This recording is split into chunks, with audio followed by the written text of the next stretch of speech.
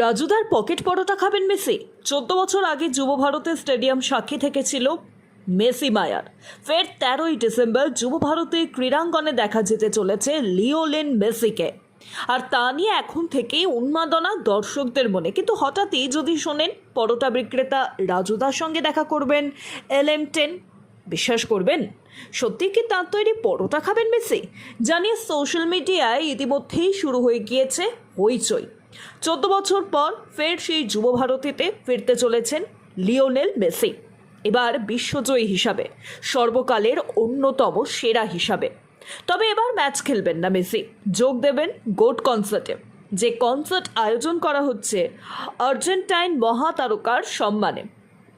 কিন্তু এরই ফাঁকে সোশ্যাল মিডিয়ায় মেসির সঙ্গে পকেট পরোটা বিক্রেতা রাজুদার ছবিও খুঁজছে। ছবিটা যে AI দিয়ে তৈরি তা বুঝতে কোনো দ্বিধা নেই। তবে সেই ছবি এতটাই ভাইরাল যে নজর এড়ায়নি মেসিকে ভারতে নিয়ে আসার প্রধান কারিগর শতদ্রু দত্তেরও। তিনি পোস্টে সেই ছবি শেয়ার করে লেখেন, আমি এই ছবিটা দেখছি সোশ্যাল মিডিয়ায় ঘুরছে, শুনলাম তিনি পরোটা বিক্রি করেন। অনেকে মজা করছে ছবিটা নিয়ে, কিন্তু আমার একটাই প্রশ্ন, এই মানুষটা পরিশ্রম করে কিছু করছে।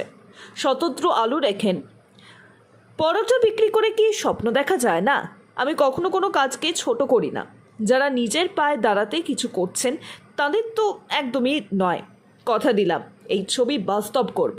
উনি মেসির সঙ্গে দেখা করবেন, আমি করাবো।